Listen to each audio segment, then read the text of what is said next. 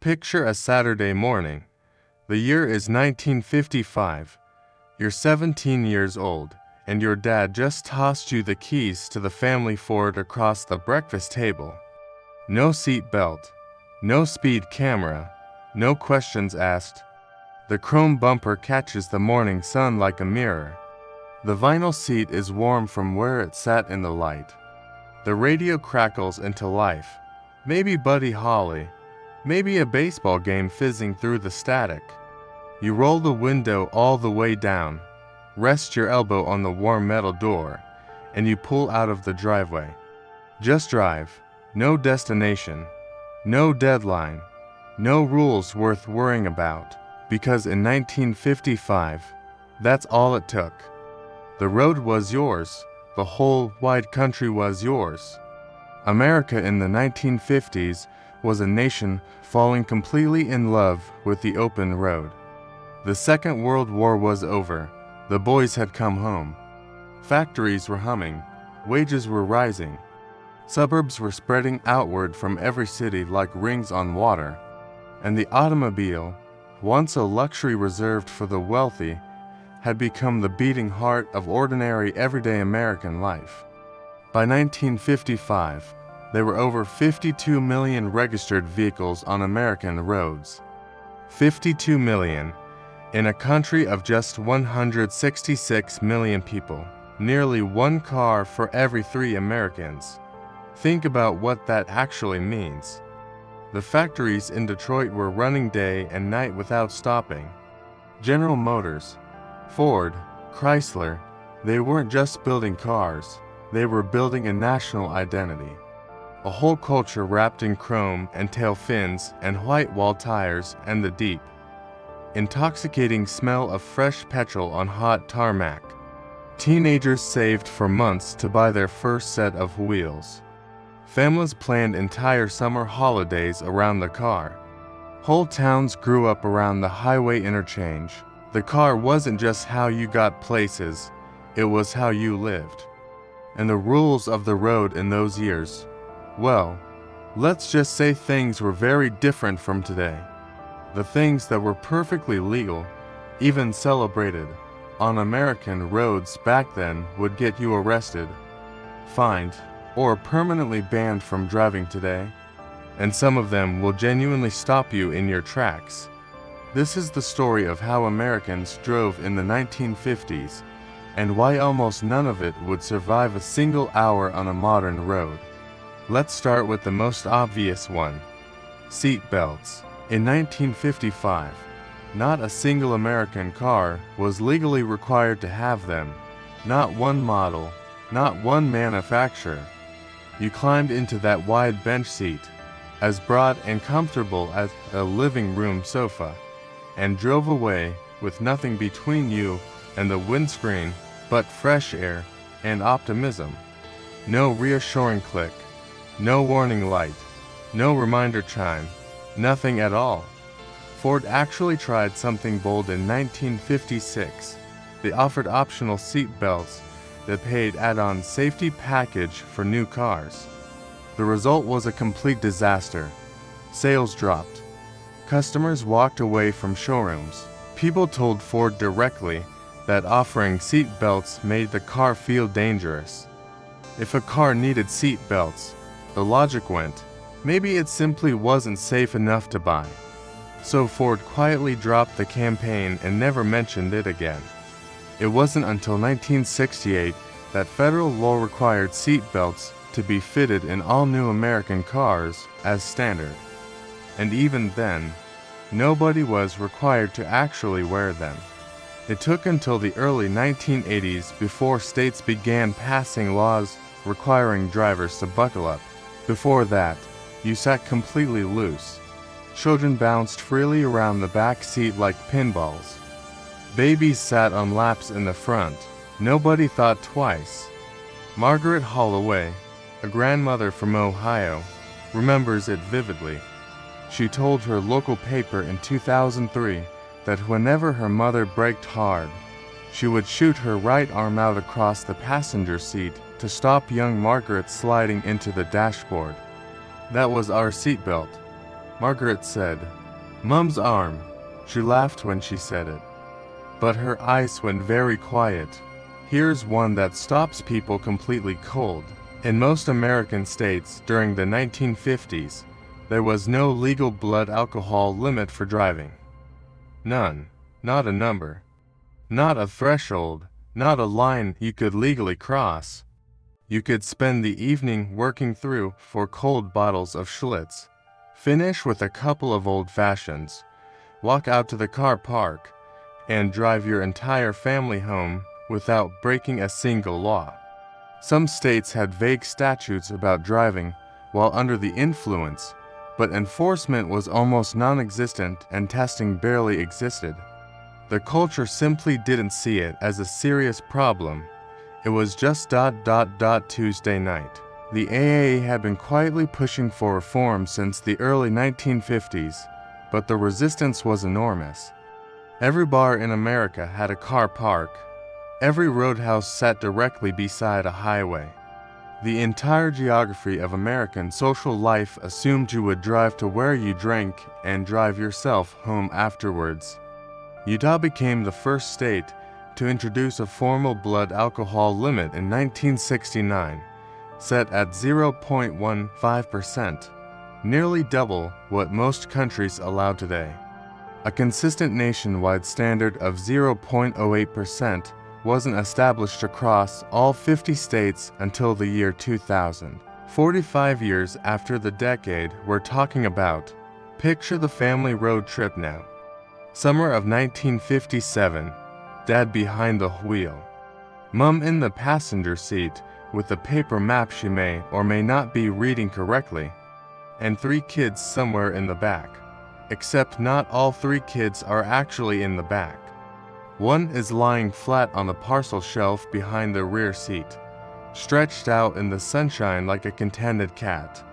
Another is kneeling on the front bench between Mum and Dad, nose practically against the windscreen, narrating the journey to nobody in particular. This was completely normal.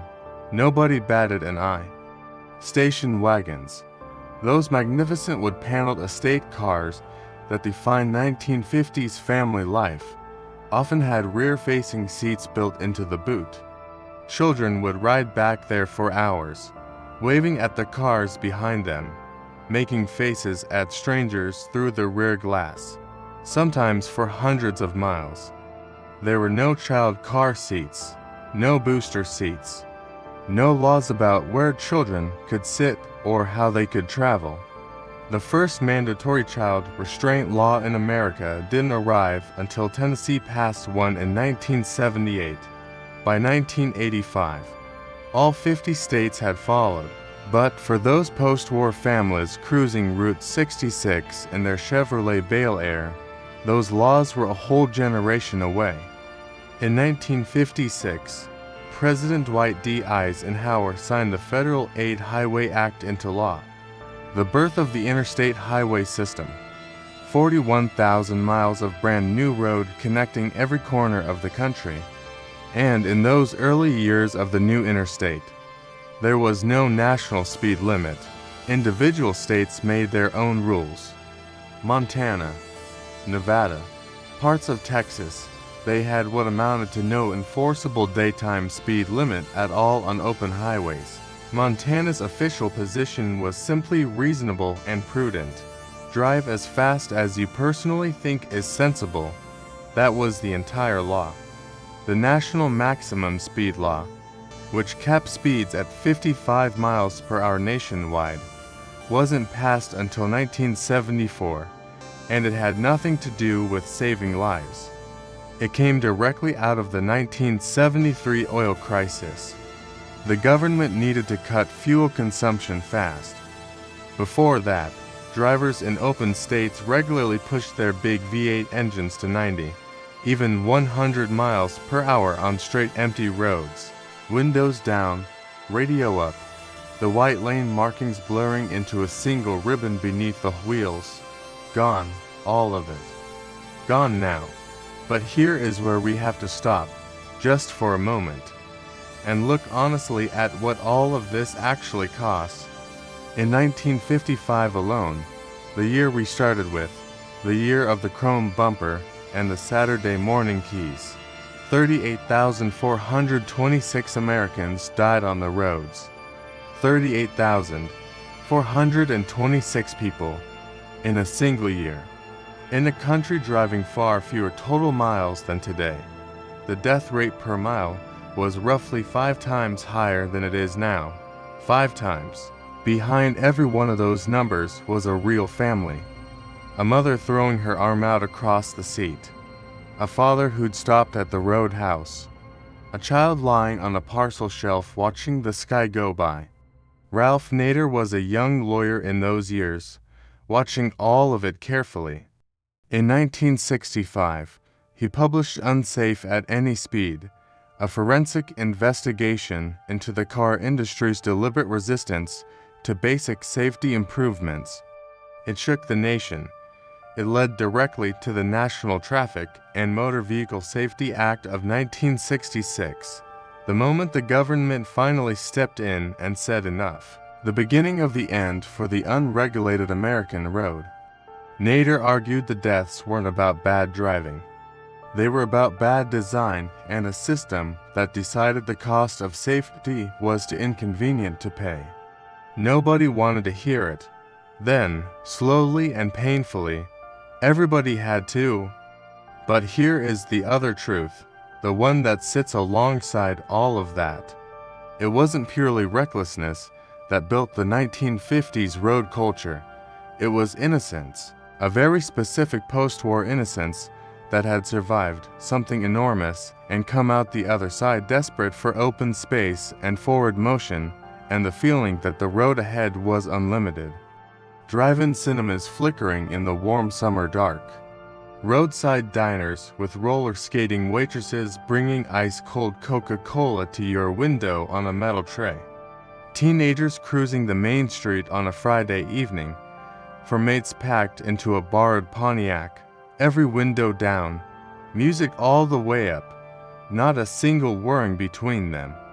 The car in 1950s America wasn't just transport. It was your freedom, your identity, your whole self expressed in steel and chrome. James Dean died in his Porsche 550 Spider on September 30, 1955, on a California state highway. He was 24 years old, no seat belt, no crash barrier. The estimated speed at impact was 85 miles per hour. America mourned him as a legend. Not as a warning, not as a cautionary tale. That single fact tells you more about the 1950s road than almost anything else. By the late 1960s, the innocence was cracking. The deaths were piling up. The data was impossible to ignore. And one by one, the freedoms of the 1950s road began to be legislated away. Today, if you drove the way Americans drove in 1955, you'd be pulled over before you reached the end of the street, fined for no seat belt, prosecuted for drinking before driving, criminally charged for how your children were traveling, banned for speeds that were once just called an ordinary afternoon. Every law that changed all of that was written in real grief, in real names, in real families, in real empty chairs at kitchen tables that were never filled again. And yet that image still pulls at something deep. The bench seat, the open highway, the elbow on the sun-warmed door. The radio playing something perfect, the absolute, unshakable feeling that the road belonged to you and the world was wide and full of nothing but possibility. We had less safety, but somehow it felt like so much more freedom. Maybe that has always been the bargain. The rules that protect us are written by the ones we have already lost. If you grew up in those years, riding loose in the back of a station wagon, or standing between your parents on the front seat with the windows down, you know exactly what I mean. You don't need me to explain it. You can still feel it. If this brought back memories, share it with someone who remembers. Please subscribe to keep these stories alive. We have so many more to tell. And drop a comment below. What is the one thing from driving in the old days that you genuinely miss the most? We read every single one. Sonnet 4.6.